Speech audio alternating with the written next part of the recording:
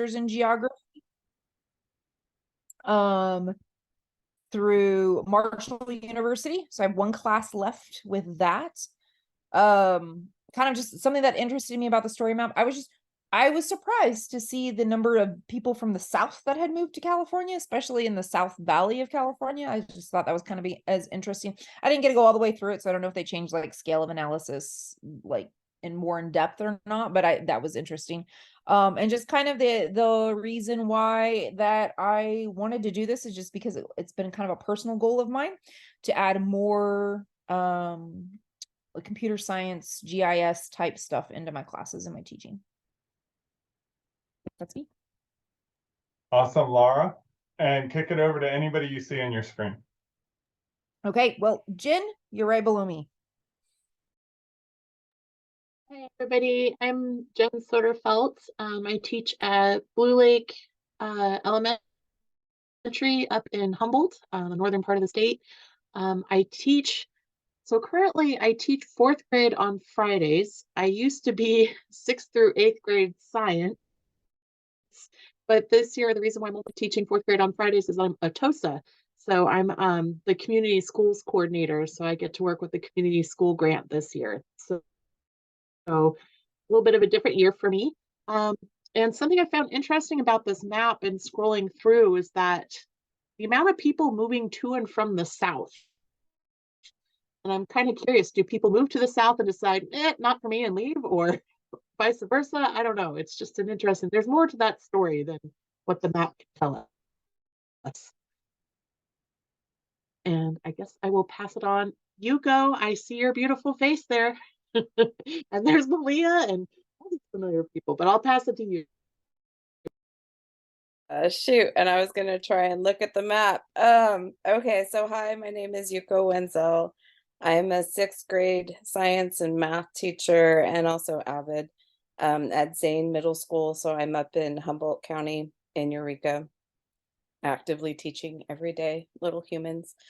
Let's see. So why did I want to be involved in this process? It's actually deeply personal. When I was young, one of my first memories is of poking my head underneath my dad's arm and looking at a map on a table. And it made me fall in love with maps. I don't know what he was looking for. I think it was of the Bay Area where we were at, and we were trying to figure out, this was before GIS existed and GPSs existed. And I just knew at that moment that I loved it. It just was amazing, this like spatial thing with all these different colors and ways to get to places. So I want to bring that love into my classroom. I also want students to realize that mapping is an art form and also something that is alive, very much alive, and that they can engage in and can teach them about the world in so many different ways. So that's why I'm here. And let's see. I think I'm going to pass this along to Malia. You're next. You're next on the list. Hi, everyone. My name is Malia, and currently I teach a handful of electives at our local high school at Triple Junction High School up here in Humboldt. And but I also teach art to some of our younger grades. So I'm working with the full grade span right now. And I did not get a chance to see the map. I came in a little late with Yoko coming from the other from our Taiwan group. But I'm so excited about this course. And one of the things that I think has a lot of potential is just learning how to create a pathway for students into GIS at a younger age than college when they're in high school. GIS is a huge need in a lot of rural areas, especially with different environmental organizations. And it's one of the kind of career opportunities that exist for rural youth. And I would love to build that connection. And I also just love maps. And I'll pass it to Jeff Scan. Of course you will. My name is Jeff Skian. I teach at Mattola Triple Junction as well. This year I have a relatively light load of not world history, U.S. history, first half, U.S. history, second half, some ASP and some other stuff. It's a light year because usually I do also like math and PE and whatever's not covered, I cover, it seems. That being said, we have very few students, so it's manageable. And the map, I could see myself burning I could just get totally engrossed in this map. Checking out the numbers of people moving from one place to another and kind of considering why they're doing that. Of course, this is stuff we hear about in the news and just poking around maps and considering all the environmental factors in the various places. It's fascinating to see what people are moving away from or toward, and I want to know more. And I would just, I could easily burn hours and hours on something like that. I'm gonna pass it on to Gina. Hello, I think I'm the first person from Southern California here. I'm from pretty close to the border, Chula Vista. I'm sorry, I thought that we were supposed to put it in the chat bar, a little introduction, so I kind of put mine in the chat there, but I am a high school teacher. I teach in Chula Vista, California, biology and AP environmental science. And we actually just did a mapping activity today. We were looking at some anomalies in surface currents and surface winds. But like everybody else, I love maps. I've done a few of Tom Herman's trainings, and they just use some Cella and ArcGIS maps for different things, and just really super passionate about it and bringing that to my students. And the students are very responsive too. So anyway, looking forward to it. Thanks. And I will pass to, I guess, Jamie Wolf. Hello. Again, yeah, my name is Jamie Wolf. I teach at Hiram Johnson High School in South Sacramento. I have been teaching for 5 years, and every one of those years, except for last year, I taught geography. This year I have a full load of 9th graders, and in our district, we require geography and ethnic studies as freshmen. So those are two big things that we are always working on improving and making it happen. So I love this map because I constantly tell my students that maps tell stories. And if these maps don't tell stories, I don't know what map would, because this tells a lot of information, a lot of stories, a lot about migration and movement and why, and how important maps really are, and how we can provide jobs to a lot of people who may not even be thinking that they would be interested in this, but everything is interesting about this map to me. So I could spend forever on here, and I probably will spend too much time on here tonight, but yeah, I'm just excited to be here and try things out and learn from you all, and hopefully provide something for you all as well. So thanks for having me. Who do we have left? How about Michelle? Hi, everyone. I am another one from Humboldt. I work up in Humboldt at Redwood Coast Montessori. I teach 7th and 8th grade math and science. And we just started looking at some ArcGIS stuff online about how populations occurred along water systems, because we're studying rivers. So like this is a great tie-in, right? That it's talking about now migration beyond just those river systems. So that's one thing I found super interesting. And I am going to pass it on to, is it Rebecca? I know that we're in Global Ed together, but Arneel, is it? Sorry, it's Renee. Renee, I'm sorry, I knew, I was like, no. something R, so I'll pass it on to you. Good choice though. You know, it's so close, it works. Thank you. So my name's Renee Neal. I'll change it in a minute. I teach at North Davis Elementary School in California, in Northern California. I teach 5th grade, and I'm looking to teach middle school, but I'm working on my single subject right now, which is difficult because I majored in psychology and it doesn't dovetail into any of those tests that well. My husband's actually a CIS guy and does a lot of that work as a scientist. And so I found it fascinating. Like when we go out, the maps he can use and sometimes the really expensive tools he gets to bring along. And so my goal really is to like give some of my fifth graders like a tie-in and an inspiration and like just a buy-in, I guess is more what I'm saying. Because fifth graders can get the social studies, it's world history, I mean US history. But to get some of those kids, like we have like basic map, you know, latitude and longitude and this and that. But if I could get like a way to simplify it, but also make it more interesting than those workbook pages are, I would love that for me and for them. So that's my goal right now. But also it's cool. My husband and I get to go out. We use these things to echolocate with bats and stuff. So we use geography up in the sky too, in a whole different way. Who else is Laura, right? Have you I'm is she there? You are correct. And Laura, are you there? I think Laura and Nicole I are am last. here. I'm sorry. I was lost in the Zoom controls. Isn't that fun? So it feels like I've never done this before, even though for years online, right? So my name is Laura Griffith, and before anything, I just have to say, when I saw the districts where everyone was from, I was absolutely stunned at the number of Humboldt people. Because my parents live in Eureka, and so I attended school up in Humboldt, and I don't think I've ever been to any training where there's been anybody from Humboldt. So this is really exciting. So felt a little bit like home. So now I live in LA. I teach 7th and 8th grade science at a SPAN school. So we're K through 8, but I'm in the upper part of it. I also teach environmental studies, and I think the thing that I really love about maps and what I'm really excited about, I was looking at this map and I zoomed in on LA and the neighborhood where my school is located.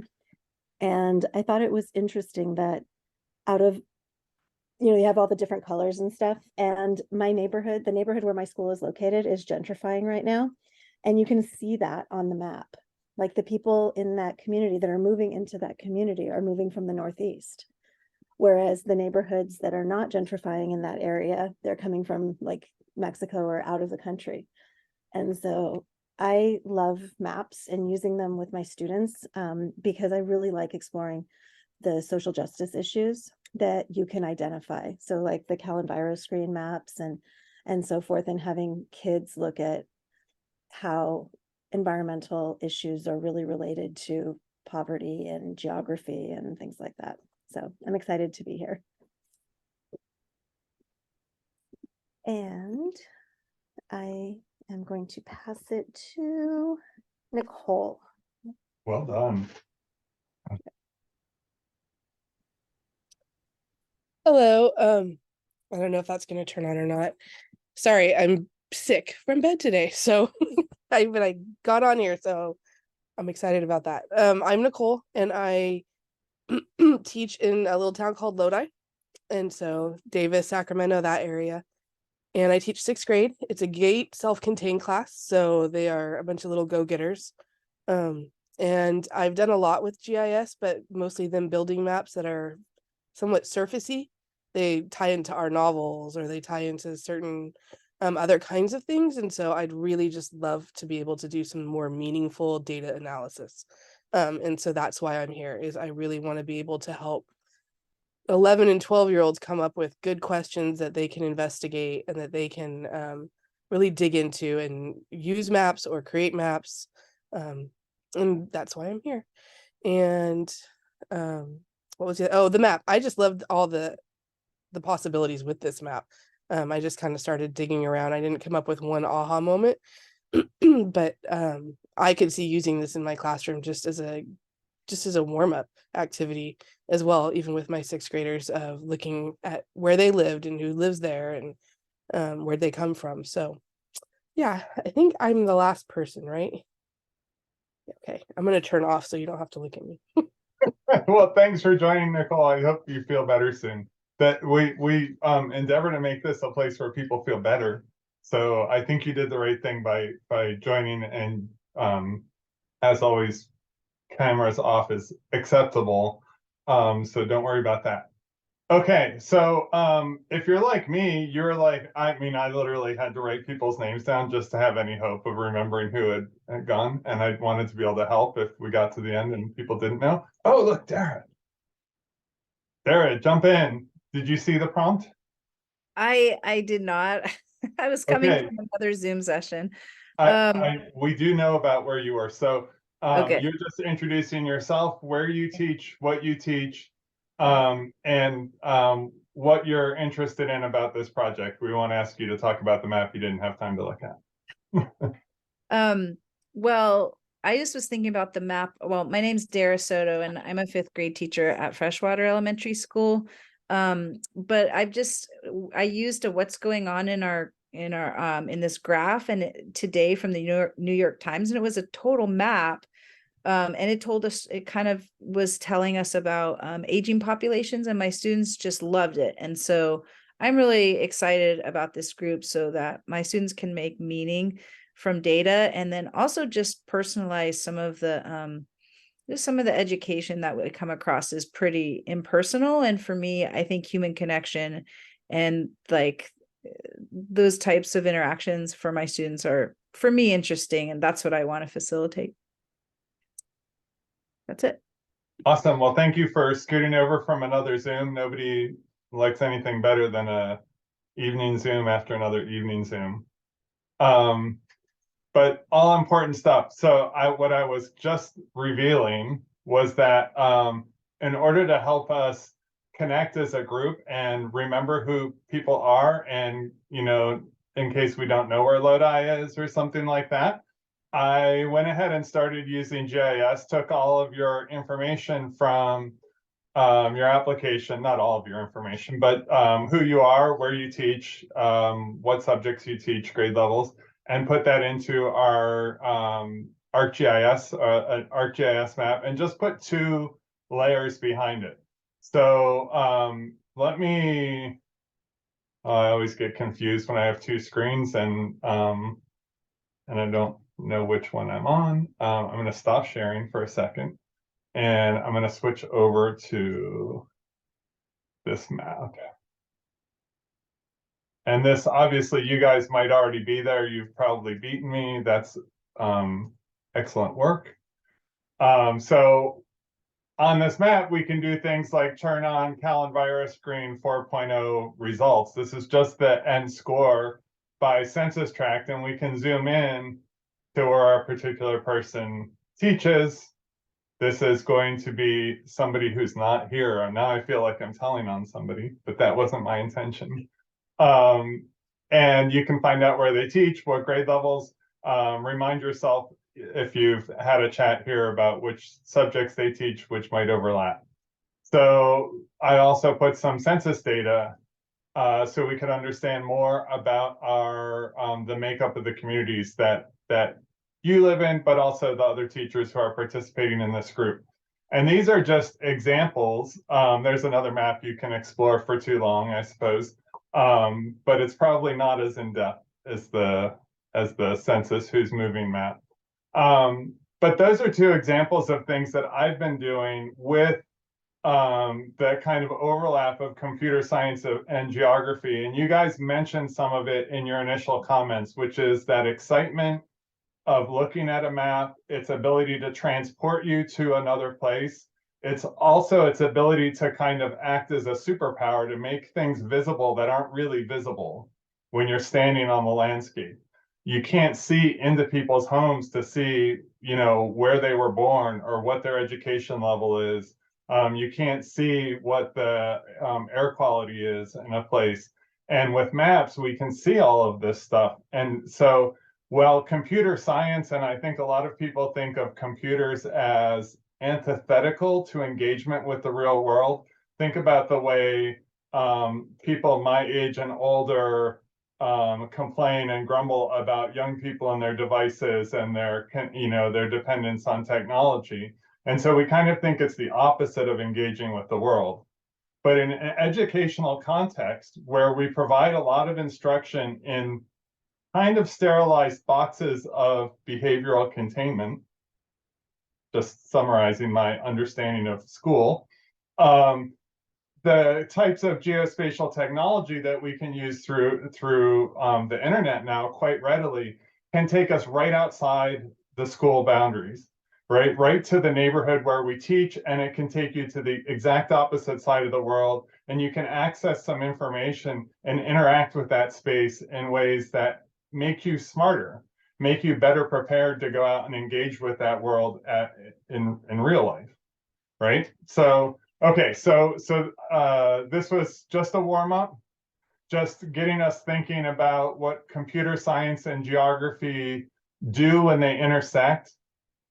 I do, at this point, the fact that we've done a lot with, well, of course, we're on Zoom, so we're going to do everything with computers.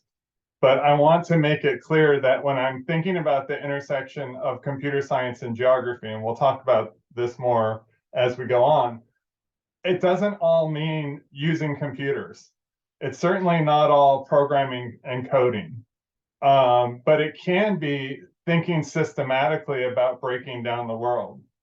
Like when kids are putting away their blocks at the end of the day, I'm talking about small kids, and they've had, maybe they're kids from the 1950s, so they have wooden blocks of different colors and shapes, right? They might, hey, just to make it more interesting when they're picking them up, do some sorting by color, by shape, do some grouping, recognize relationships among things, right? That's computational thinking. That's categorizing, that's classifying, that's assigning values, that's recognizing similarities. And some of what I'm really excited about in terms of computer science is the underlying element of computational thinking, which is, I think of it as just people who are, kind of wishy-washy, training their brains to make better use of the computers that we now have available to us. In order for us to use computers to answer the questions that are interesting and important to us, we have to learn how to standardize an analysis framework so that we can analyze lots and lots of information about the world and answer the questions we care about, but in a way that generates reliable, justifiable, communicatable reasons for our decisions, our actions that we're going to take. So those are some of the things I'm excited about. By the way, I'm a big fan of the chat, but I don't have a co-presenter necessarily set up for this. So if anybody notices something in the chat, just like unmute and be like, hey, Tom, this is what somebody put in the chat. Because they're good for, oh, I see somebody's commenting on my Doctors Without Borders. Okay. All right, let me get back to my slides and some of our details that we need to talk about in our orientation session. But now you've got, I'm not giving homework, remember, because that thing about the official agreement's not done, but you got maps to look at and think about. And we'll be doing a lot more of that. Expect a lot more map data, spatial thinking warm-ups in future sessions. But right now I want to talk about just a little kind of formal agenda for our orientation session. Everything up till now has just been us getting to know each other. So I wanted to talk about some project preliminaries. I wanted to talk about what your roles are as individual parts of this group. I called it a fellowship. Really, I'm more concerned about us being a community of learning and of practice and sharing what we are thinking about and learning and helping people advance their plans and strategies individually and collectively. So we'll talk a little bit about the individual roles and group expectations, and then just a little bit about trying to figure out how we ground ourselves in computer science and geography, and the two things that we're trying to advance explicitly through this project. And I know some of you, I'm super excited about the number of you who are already using GIS and teaching, and some of you are teaching geography or teaching all the subjects, which of course includes geography. But some of you might not be teaching geography, and that's awesome too, because geography wants to colonize all subjects. Little geography humor. But seriously, we need spatial thinking and geographic thinking to be a basic literacy in students. And in order for that to occur, students are going to be have to be exposed to these concepts in more subjects than just a geography course. we'll talk more about where geography stands in California in a minute, but back to the project preliminaries. So this project we're involved in right now is funded by the California Subject Matter Projects. And I'm part of the California Global Education Project, which is one of 9 subject matter projects. The other projects are attached to much more brand recognizable subjects like math, reading, science, but we're the one that has the unique opportunity to think about how everything connects to the learners who are going to become actors, citizens, people of significance in the future. So what happened is the state of California in its 2022 budget said, hey, we need to invest in teacher workforce development around computer science. And they actually allocated $1.6 million to create another subject matter project on computer science. But it was a one-time allocation. So that means that in the future, they would have to find money to support this subject matter project on computer science. What the subject matter projects collectively did was advocate for another strategy, which was to take this one-time money and filter it into the existing subject matter projects to look at integration. So that's where I come in and hear about this opportunity through CGEP that, hey, they're looking for proposals to integrate. And I'm thinking to myself, geography is a little bit on the fringe of what's happening in K-12 education these days. So we kind of floated 2 ideas around global education or geography, and Maria Simeoni with the California Science Project very much encouraged us to pursue geography. So my excitement is grounded in the fact that we're going to get to talk about geography, but we're not going to limit it to geography classes or even history, social science courses, because geography is happening in other places. But so you will probably hear, I'll make sure we have access to information about some of the other projects that are happening. You may have colleagues or contacts that you know that are participating in other projects. Hopefully there'll be opportunities for us to hear about what they're doing, because there might be some cool ideas that we could kind of import into the work that we do together. Okay, so this is a person you need to know. So a lot of you know this person because you're part of the CGEP universe and are part of the connections through the Northern California Global Teaching Fellowship, or Teaching for Sustainable Communities, or any of the many other projects that CGEP puts on programs. But Stephanie Duran is the person who makes things happen for CGEP and therefore for CGA, California Geographic Alliance. So when you see an email from Stephanie, please do your best to respond to her in a timely manner. Specifically, she's going to be the person who's processing these agreement letters, which are what ties the funding that we've received for this to the individual participants, so that you'll get these 2 stipend installments of $750. Please spend that on something that you like doing and don't listen to anybody else, because it's not enough to pay for your time in this program. I value your participation and I want you to take that money and not share it. Figure out something. You've got some time to work, but basically at the midpoint, at the end point of the project, there'll be a stipend payment. That just ends up reducing the paperwork. We had initially proposed 3 installments, but 2 of those would occur within a calendar year, and oh my goodness, extra paperwork. So the other thing Stephanie would be involved in is coordinating travel plans for the summer 2024 Institute, which we'll talk more about. Tentatively scheduled for San Diego, but with so much northern tilt to our participation, we can rethink that. It's up to us. But the idea is that we will set aside time right kind of in the middle of our work together to dedicate 2, maybe 3 days of work time to really advance the ideas that we have and prepare, because once that school year starts in July or August or September, whenever it starts for you, then all of those good ideas become, oh, that was a silly thought, wasn't that?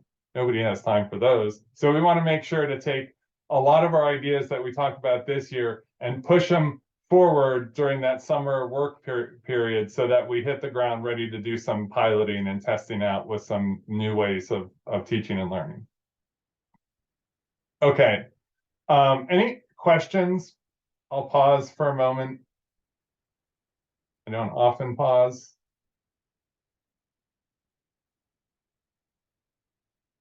Okay, I will continue. So mostly what we're going to be doing is kind of having monthly meetings with two purposes, learning and sharing, right? Orienting, that's today. We'll be oriented after today. But mostly we'll be kind of having conversations about what the most important aspects of computer science and geography education are. What are the concepts or the points of learning that really are leverage points that are going to help students to see the world and analyze the world differently? If we can find those are the ones we want to spend our time on.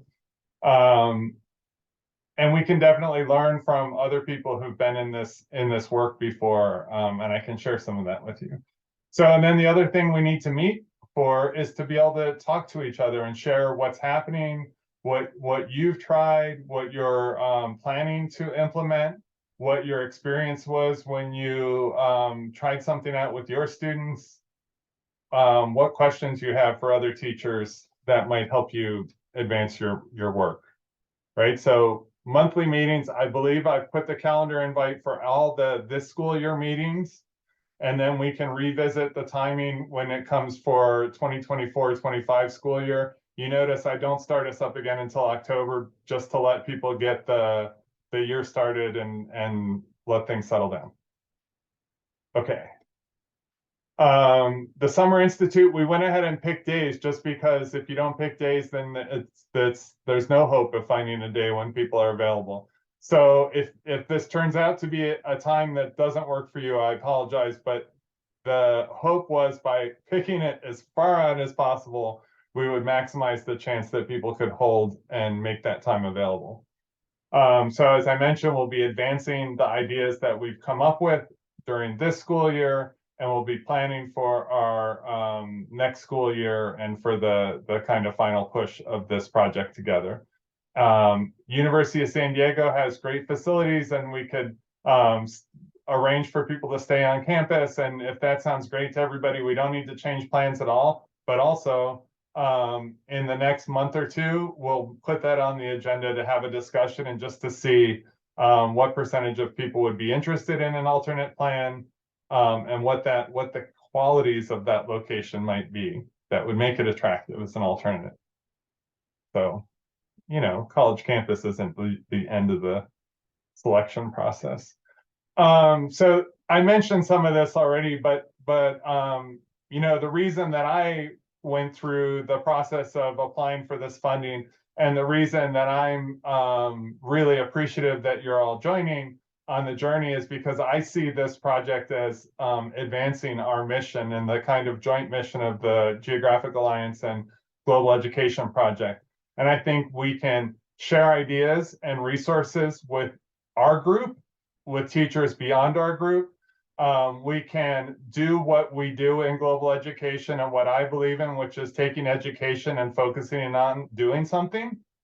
Really emphasizing the agency of our students, the actions that they can take on behalf of their communities and themselves and the issues that matter to them. And then I think if we're doing that work and we're looking like we're having fun, that becomes advocacy for an updated curriculum where people say, let's actually do things that are relevant. Let's stop teaching all of the topics that are mentioned in the standards, and let's start from where students live and what their life experience is and build their knowledge around them as if they really matter. So that's exciting to me. That's the preliminary stuff, right? So the individual roles and group expectations, this orientation session is, I need more activities where you guys talk about maps, talking too much. So basically attend meetings and maintain engagement. And I didn't want to put anything too forceful about always attending meetings, but it really is valuable for people to attend the meetings. On the other hand, if you're not able to attend meetings, life happens, you've got lots of competing demands on your time. totally understand that. Just keep the communication going, stay involved with other people in the group, or just let me know what's happening by email. That's totally fine. I do expect that most people will attend, nearly all of the meetings, and certainly all people will attend the majority of the meetings. So that's part of just respecting the group, its members, right? If other people are showing up and part of what they're here for is to be part of a learning community, well, they depend on the community to be here. And they depend on that kind of group energy for motivation and for collective impact. When what we can do together will be much more significant than what we do individually. So, what we do individually could be really awesomely significant, by the way. That's not to discount that it's not amazing.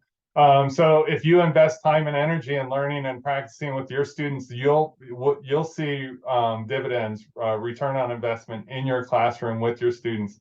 That's what matters most to you. That's the thing that we want to take real responsibility for. So when I say take shared responsibility for deliverables, you're going to define what those are. At some point in this project, what I'm going to be looking for you to do is define your own plan for how to infuse more computer science and geography into the courses you teach. And you're going to say, here's where I think the opportunities are, i.e. that maybe I want to develop one unit and put a lot of stuff into there, or maybe I want to create learning activities where students reflect on maps throughout all the topics, on whatever you think is useful. The point is for it to be something that you see as advancing your goals as a teacher. There's going to be other teachers out there like you. So if you take responsibility for producing something of value in your classroom, that's something of value we can share with other teachers, and that's going to help build momentum for students having more meaningful learning experiences.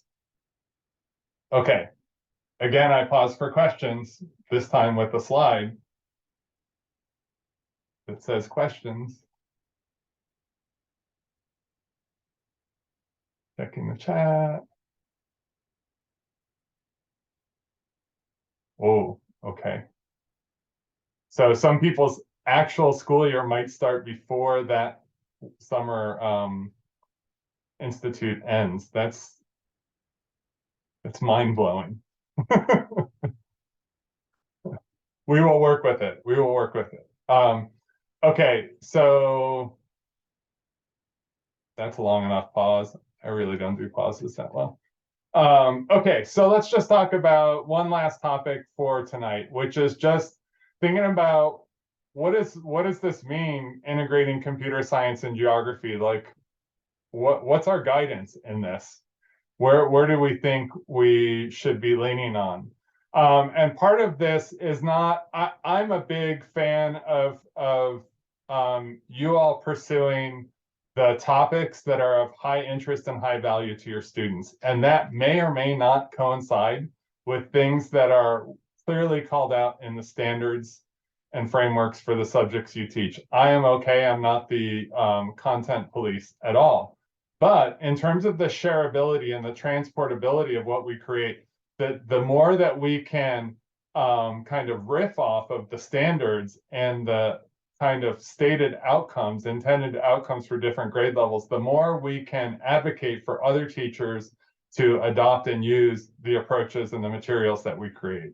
So this is that's the importance of it. It's not that we need to, let standards lead the way into what we teach. But in terms of computer science, this is definitely not my field. I am learning a lot about this, but I'm certainly going to be learning along with you all in this area. I looked up, for example, this week that there are K-12 computer science standards that were adopted in August 2018. So they're not too much newer than the history social science framework that I'm very familiar with.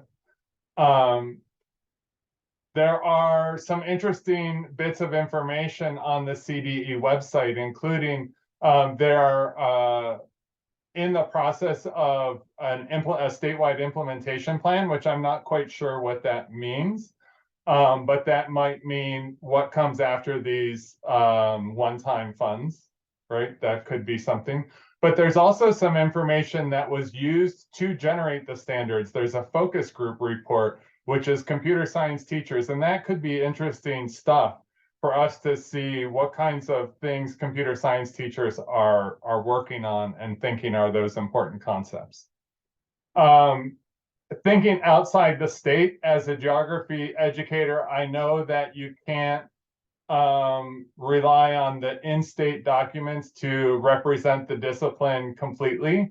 So I don't know if that might be the case for computer science. So I looked outside California and found a set of national standards created by the Computer Science Teachers Association.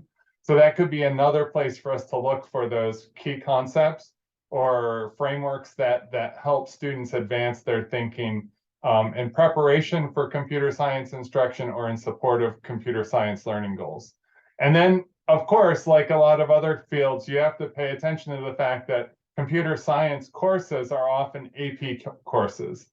So what I've learned in the last few years as I've been kind of working in this overlap space is that a lot of districts in California have introduced computer science courses specifically by adopting AP courses. That means that they may be less responsive to the state standards and framework and more kind of nationally programmed according to a College Board framework for computer science learning. So that's another place that we can go and look. But that's where computer science is kind of defined for K-12 education. And so some of that is going to be about kind of applications of computer science, kind of think about what are computers used for? That's the broadest. Thinking about computational thinking as a process of writing code and writing algorithms. That's another kind of channel of thinking. And then the third one, that kind of foundational element I mentioned before of computational thinking, about like the precursors of being able to write code and think about kind of computer operations. Okay, so then geography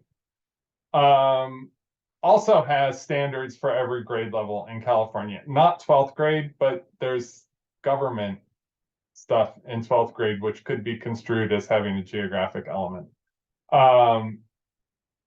I linked in here our history social science framework. The standards themselves are like an addendum, an appendix to the framework. So the standards still are in effect, but the framework has really interesting kind of new guidance for teaching history social science, which I find to be extraordinarily helpful in my advancement of geography education. So our history social science framework, just to recap the kind of high points, it has these 4 shifts, right? The 4 shifts are content, literacy, inquiry, and civic action. So what they're basically encouraging teachers to do is shift the way they teach social studies from being a bunch of organized, hierarchized data points about when events occurred and which political,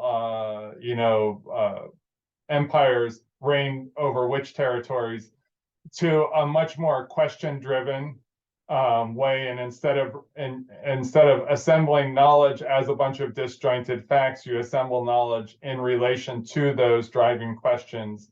And then you think about how that knowledge informs potentials for action, which doesn't always have to be like going out on the street and doing something. It could be actually redirecting future educational pursuits, or reframing questions, or seeking new bits of information.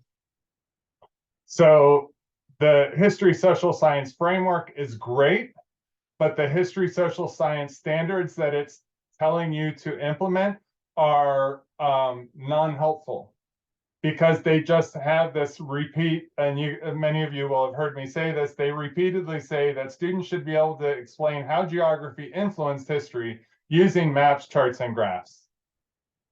And literally, you can almost hear the person who wrote it saying, whatever that means. Like, I don't know, you figure it out. Because for teachers, what they're saying is, you should know. You should know how geography influenced the unfolding and the outcome of the American Revolution. That's not a simple thing. That's very, very complex.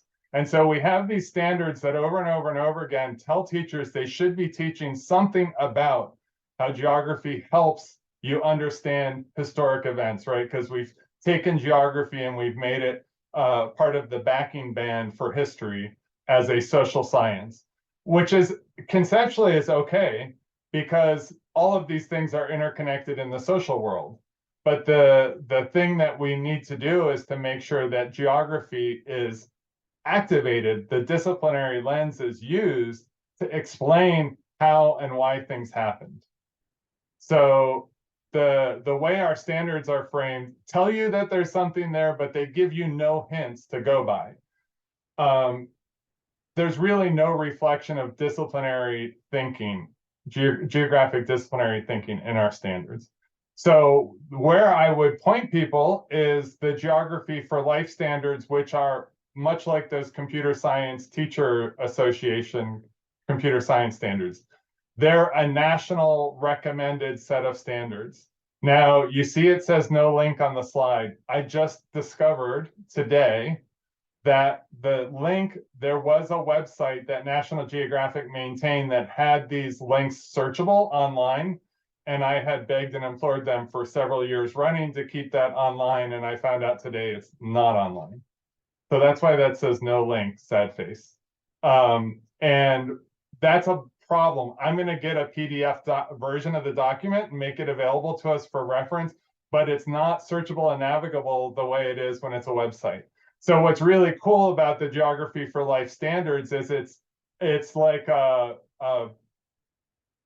Geographic Concepts for Dummies book in the sense that it's like written for the layperson, and it introduces all of these kind of pivotal geographic concepts and then explains what they are, so that you can then go back to the standard and be like, oh, hey, I've got something for how geography influenced the outcome of this important historic event.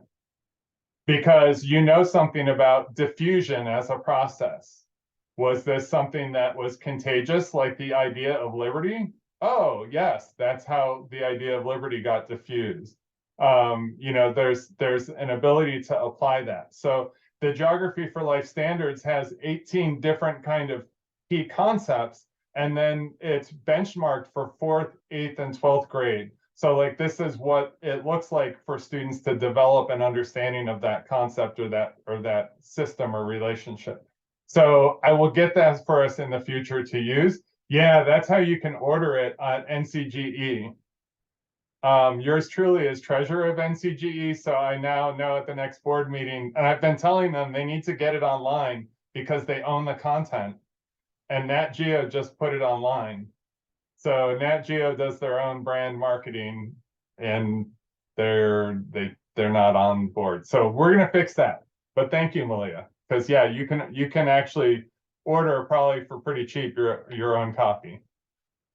And again, so we'll look more at that and how that can really help us think about, because like when you're looking at that map and you're like, there's so much information, and how do I pick the stories? How do I pick what's really amazing? Some of those geographic concepts would be really important, right? So the fact that there's a massive density, there's housing being built in places, and increasing population density means there's more places to move.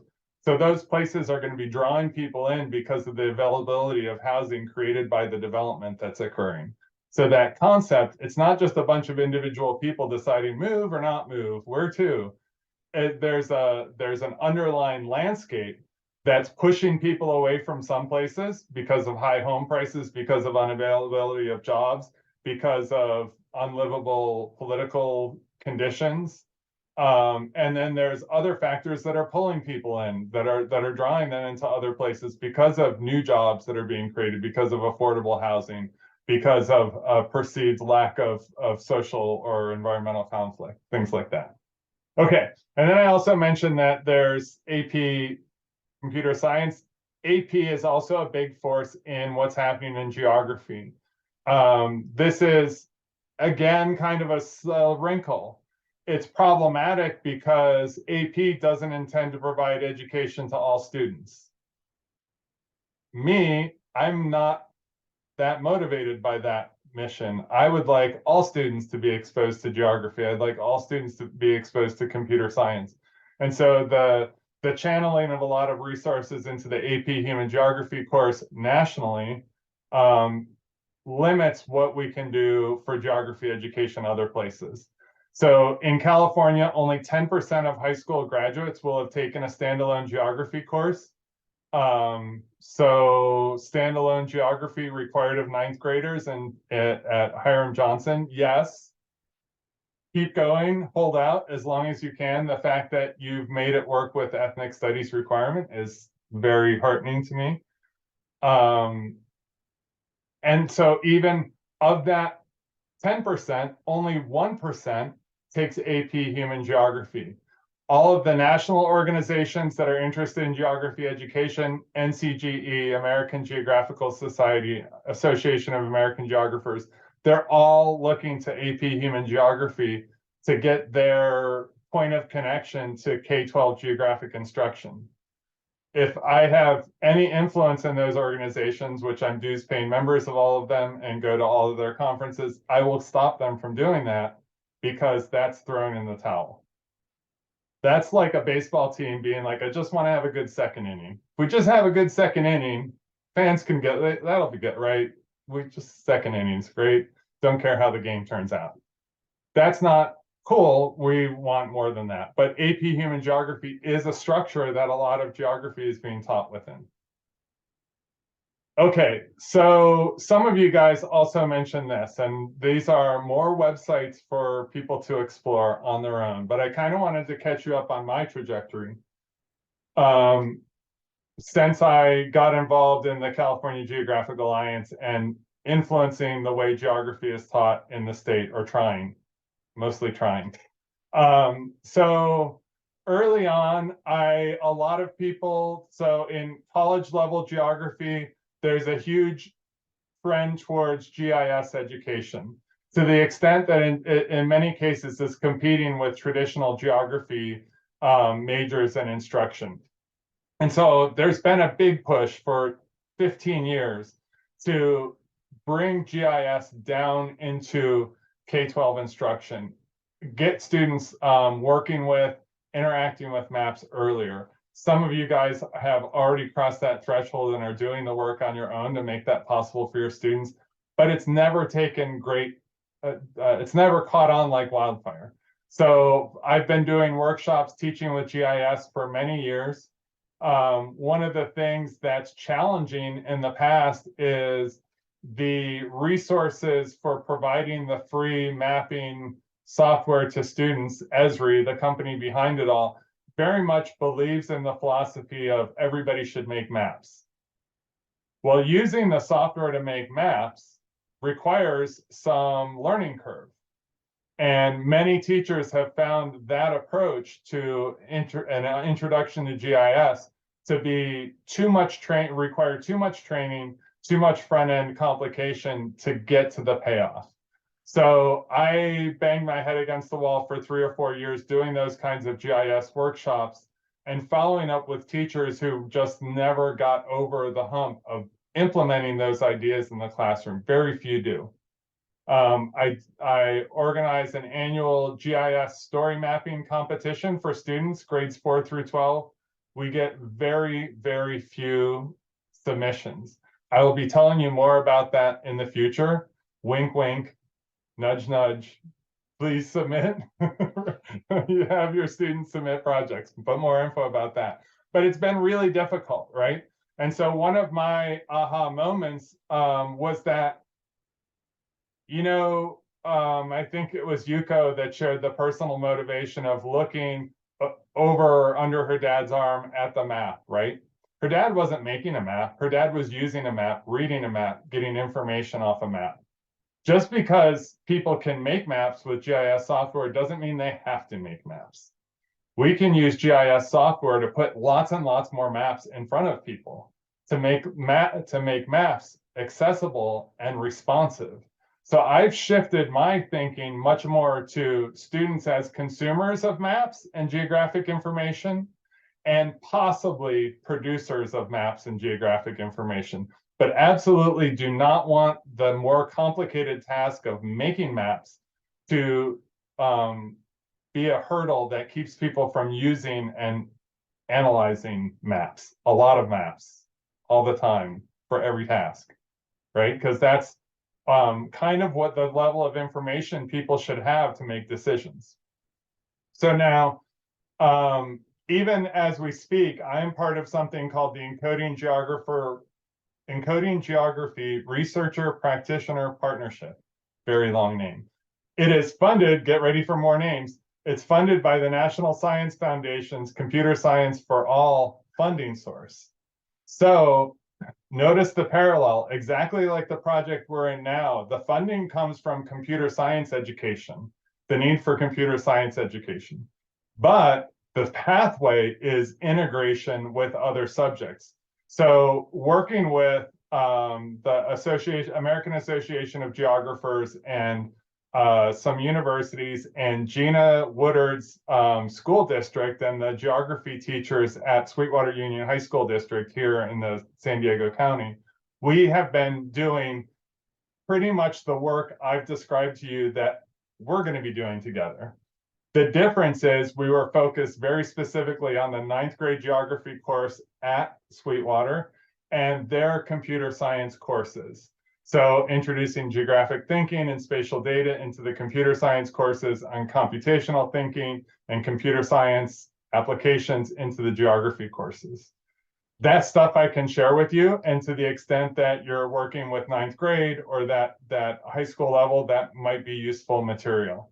But we're broadening it out with our project. It's whatever course you're teaching where geography concepts are relevant.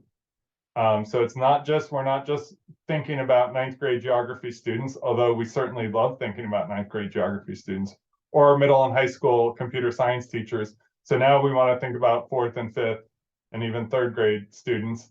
We want to think about middle school students and all the courses that they're in, high school students in the computer science and the geography, but also the history and social science and the science courses. So all of that stuff.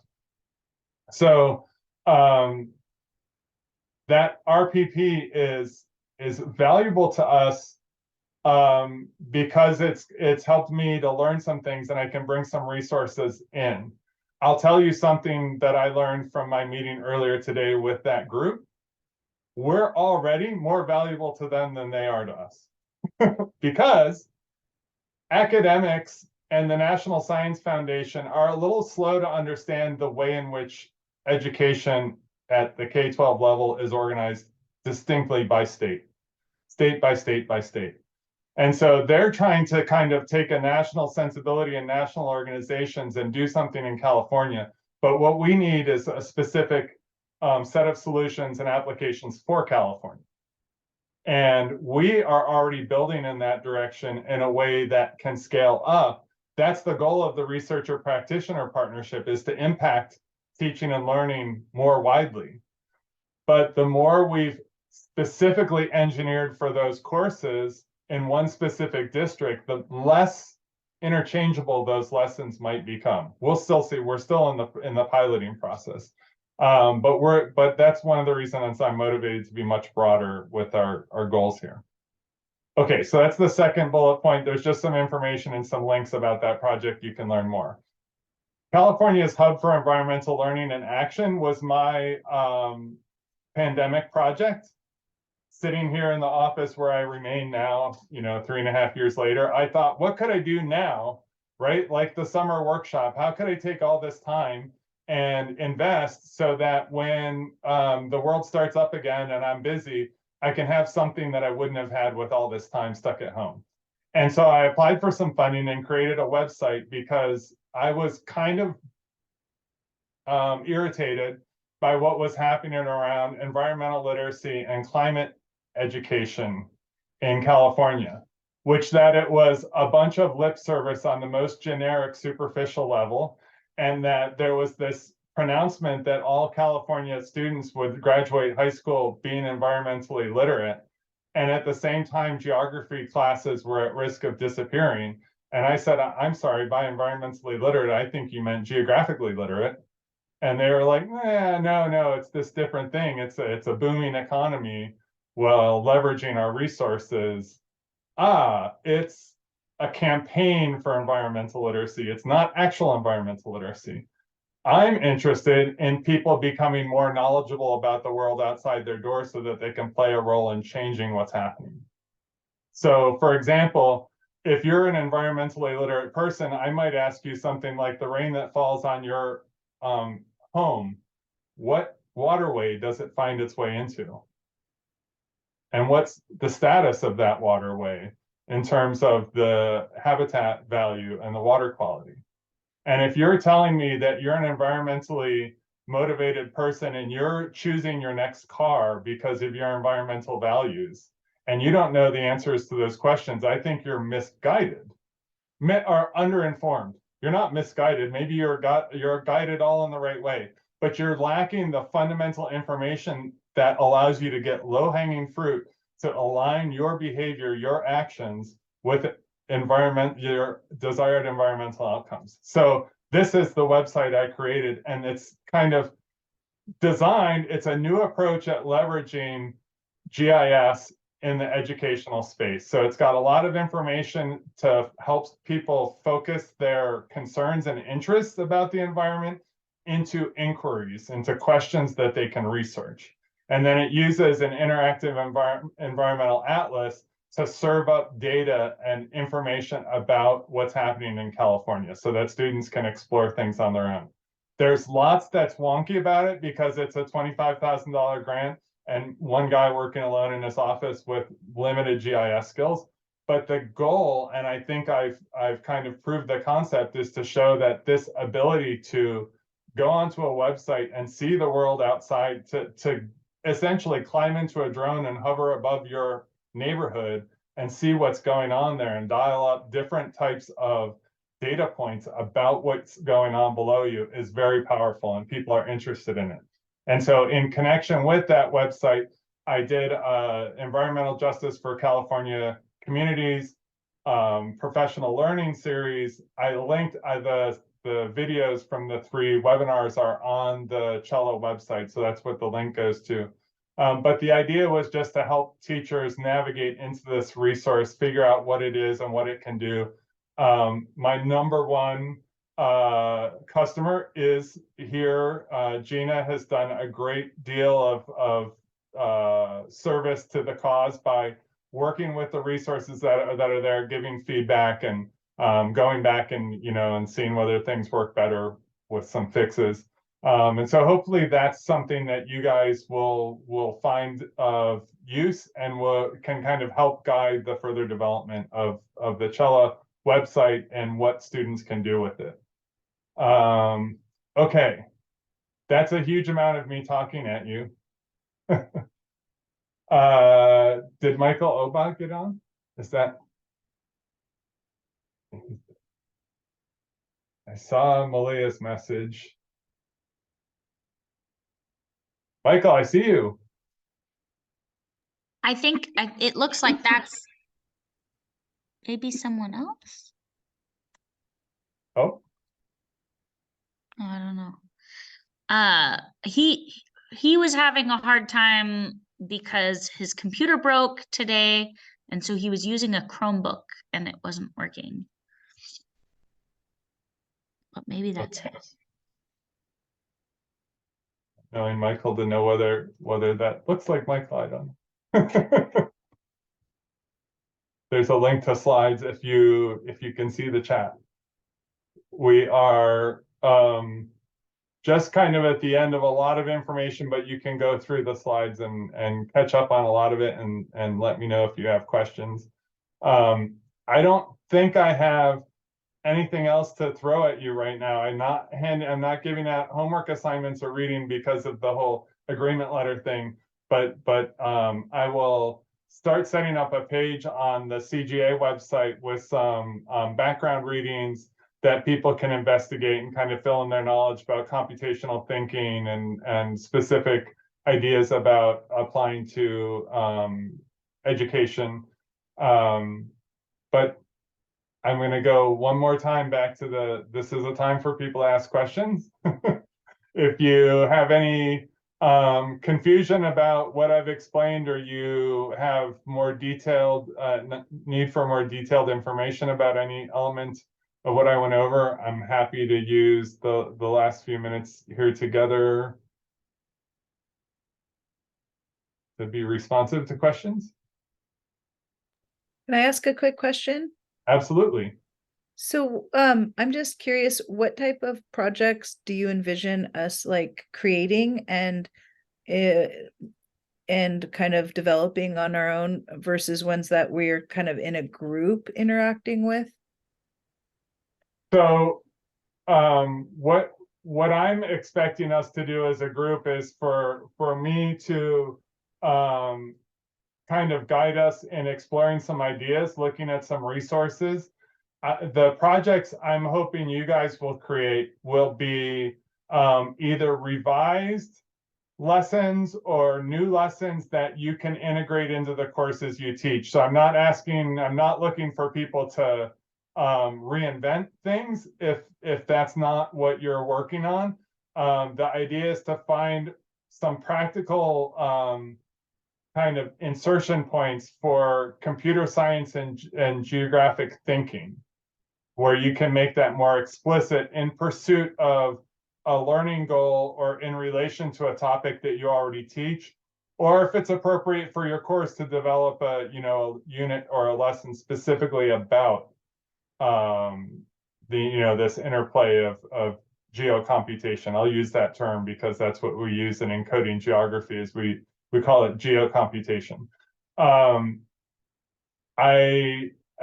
want to encourage us to be as broad as we are, but for example, we have the Geographic Alliance created a 4th grade atlas.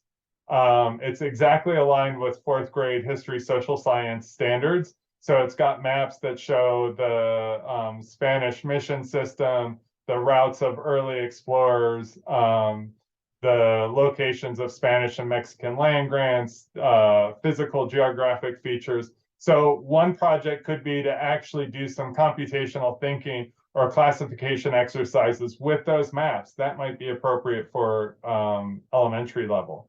For high school level, there might be an opportunity to do some analysis of existing GIS maps, not necessarily making maps, but creating GIS, creating products based on analysis of GIS maps. So some examples for that are, like, I created a tool for people to use the Callan virus screen map, where they plug in their address of interest, it centers the map on that location, and it just kind of walks them through the processes of extracting the map data that pertain to their local area. So you could take an existing resource like a story map or a web map and build something like that just scaffolds student exploration and inquiry using that resource. So lots and lots of different things. If you're into doing outdoor education, you could also have students create a map by going out and collecting data out in the field. Could be, mapping the trees in the school grounds, or, trying to calculate shade percentage or something like that. That's why I say I want you guys to define what the deliverables are, and no pressure to do that yet until you feel like you have a sense of what the realm of possibilities are. And so you may have a real specific idea already rolling around in your head. That's awesome. And I'm not holding anyone back from that. But if you don't, I plan on the next 2 or 3 meetings to present enough ideas to stimulate thinking in different directions. Thank you.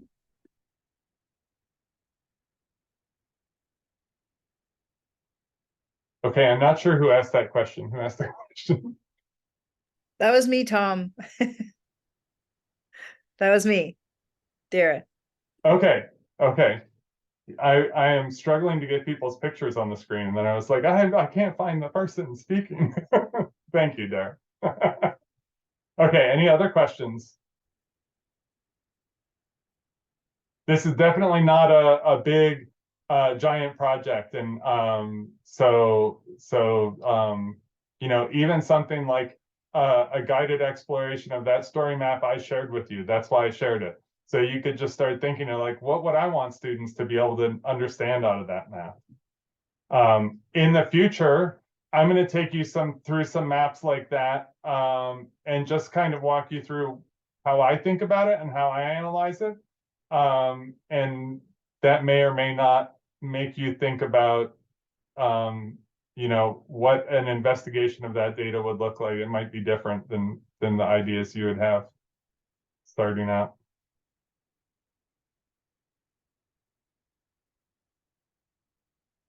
Okay, so if there's more questions, I'm going to hang out till 7:30, but otherwise, our next meeting is November 21st. Should be on the old Google Calendar or whatever calendar you use already. We'll keep the same Zoom link consistent, so you should have the same link. And expect between now and when we meet, you will hear from both Stephanie and I. I will give you some links where we'll store information for the project. Like I mentioned, some readings that you could do if you're interested, and where we'll store the recorded meetings that we have, so people who miss them can catch up. So other than that, the other thing is watch for Stephanie's email and sign the agreement letter. Nothing worse than unspent grant funds. And while $750 isn't that much, it's $750 more than zero. And it's $750 to get to do something fun. Yeah, exactly. And not share with somebody else. Yes. Okay, well, Thanks, Tom. thank you guys so much for being here, and hopefully those who missed our first session will get my week out reminder next time, and we'll get to meet the rest of the group, and we'll meet the faces behind those other dots on our map. They're on there. We got them on the map. Yeah. Awesome. Thank you so much. Thank you. Good night, everybody. Good night. I'm gonna go be mom now. Yeah. This other thing. Oh, And Thomas, there you this is are. Michael here. Since I joined late, I would I'd love to ask a question. I was having some tech issues. No problem. You're breaking up a little bit, but I understand you had tech issues. Let me see if I can get your question. Yeah.